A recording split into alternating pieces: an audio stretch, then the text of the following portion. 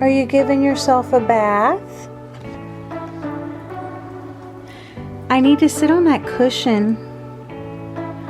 We want to do the August TBR. Charlie, so you have to let mommy sit there.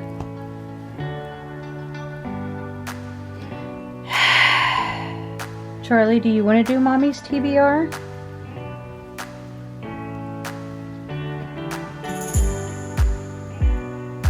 Here, tell him about this book.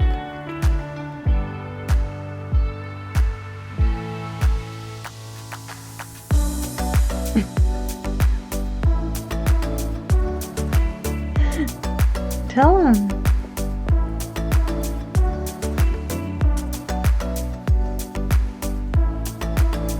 Is it a good one? Hi friends, it's Gwen. Welcome back to my channel. I'm here to share my August TBR with you. I have a huge stack of books that I'm hoping to finish before the end of summer, meaning August, because September starts spooky time for me. Anyway, these are books that I keep adding on to the stack, hoping to read just one more book before summer's over. But these are the ones that I am hopefully prioritizing in the month of August. You can always check me out on Instagram at 𝒂𝒏𝒄𝒂𝒔𝒕 or my Patreon, which is linked down below for you. So you can hear reviews of all of the books that I end up reading every single month. But I also have my live show at the end of August.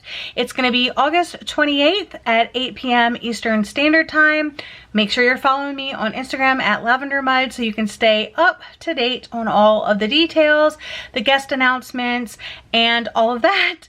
But yeah, definitely check out my channel on August 28th. It's going to be a huge summer reading wrapping up June, July, and August.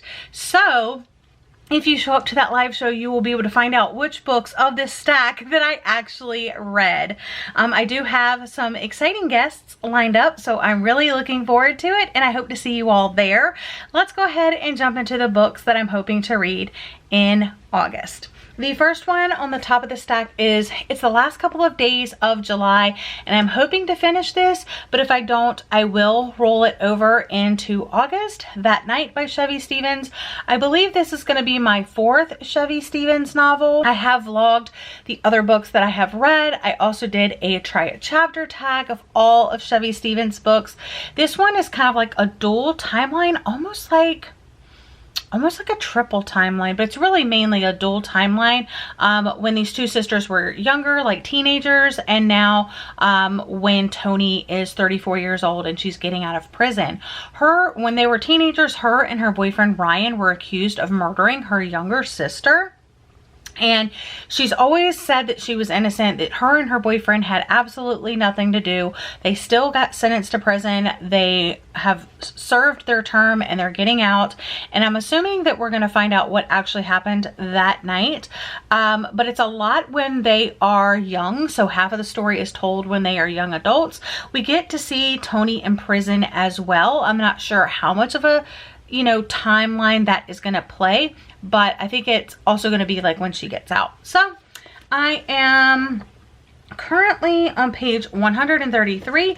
Like I said, hoping to finish this. If I don't, then I will finish it up in August. Full of cozy mysteries that I'm very excited about. The first is Pint of No Return. This is the first book in the Shake Shop mystery series, and this is about a divorcee who opens up her dream business, the Shimmy and Shake Shop. And then a murder happens, and then things happen, And then in this one, it also is kind of similar. The main character in this one is Mae West, and she has only like this campground and this camper to her name pretty much because of her what her husband did, and he escaped prison, and then the FBI came to the campground to see if that's where he escaped to, and she becomes like the #1 suspect or something. I'm very, very excited about this one. And then I have just a bunch of kind of rom-coms, I guess you would say. I have Hook, Line, and Sinker by Tessa Bailey, and this follows the former player who accidentally falls for his best friend while trying to help her land a different man. This is the second book in the It Happened One Summer series. I loved that book, hoping to love this one as well. I heard that it has very good mental health representation in it from my friend Haley Hughes. When she was on my podcast, we did an entire episode about mental health rep in fiction, and this is one of the books that she said had a really good rep. So I'm excited about that. I also have Hang the Moon by Alexandra Bellafleur, and this is the second book in the Written in the Stars series, I think it's called. This has like, this series has really good LGBT rep, and I did vlog the first book, and I'm trying to vlog every book in the series. This is the second one, so it's on the list.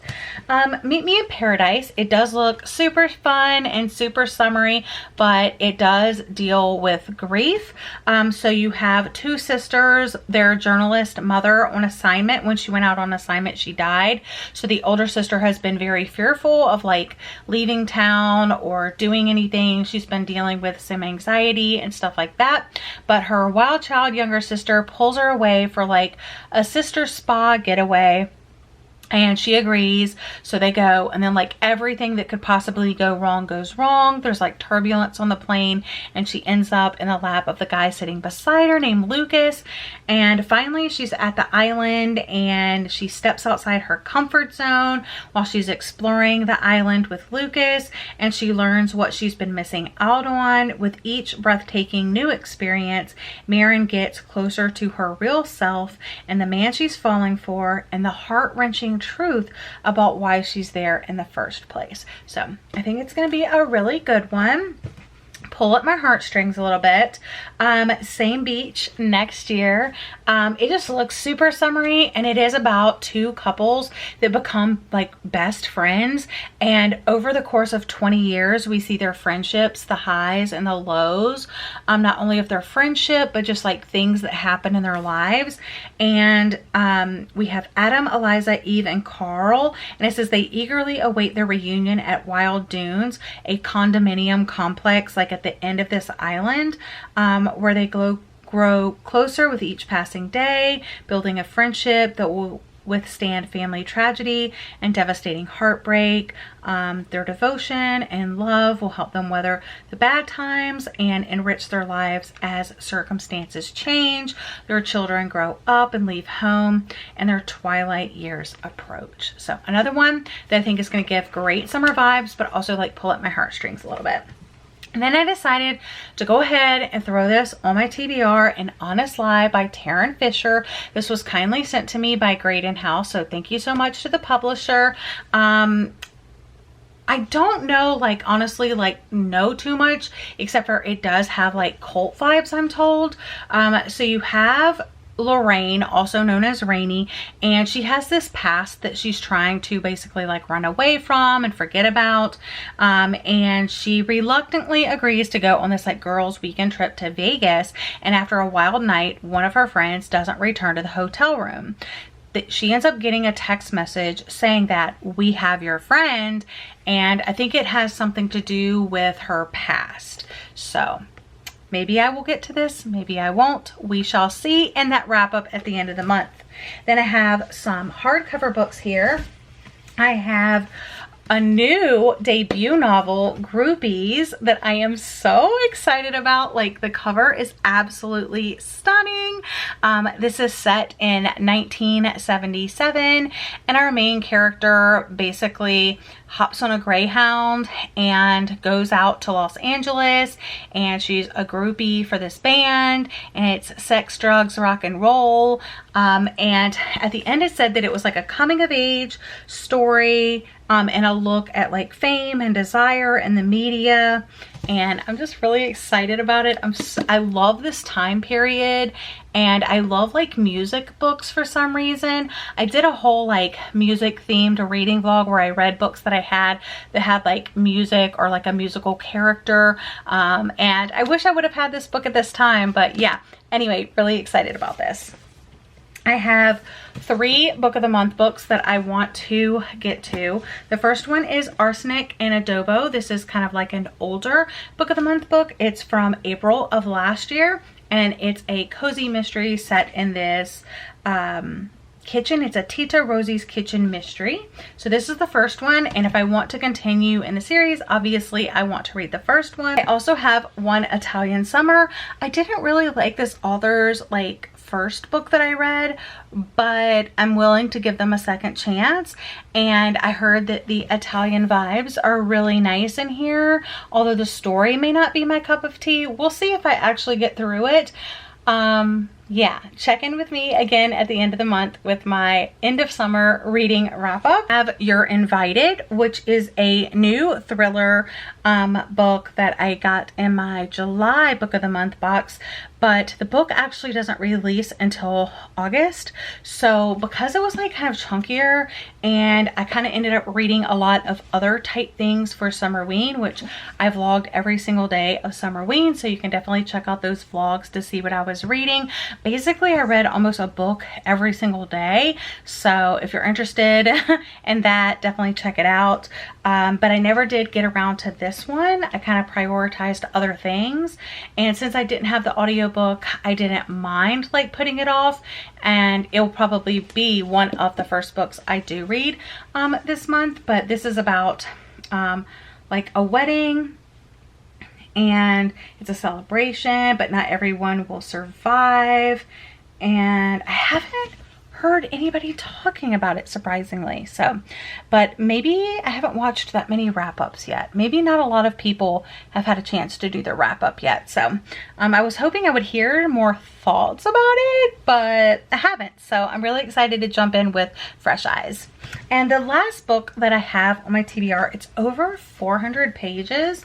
It's like 437 pages, I think, is The Homewreckers by Mary Kate Andrews. And I used to read Mary Kate Andrews like back in the day, but I've started like getting back into her again. And this is her new release, obviously. I love the cover. I don't really know like too much other than it's like a restoration type thing. It says Hattie Kavanaugh went to work restoring homes for Kavanaugh and Son Restorations at 18, married the boss's son at 20, and became a widow at 25. Now she's passionate about her work, but that's the only passion in her life. When a smooth Hollywood producer shows up in her hometown of Savannah, Georgia, she gets a once-in-a-lifetime opportunity to star in a beach house renovation reality show called The Homewreckers. Wow, so I'm sure she falls in love with that Hollywood guy, maybe. But I love the Southern vibes in Mary Kate Andrews books, and I'm really looking forward to reading this one. But those are my August hopefuls. Let me know if you have read any of these. Let me know if you have any books that you're trying to read before the end of summer. And yeah, that's it. So thank you guys so much for watching. I hope you're having a lovely day or night, and I'll see you guys again in another video very soon. Bye guys.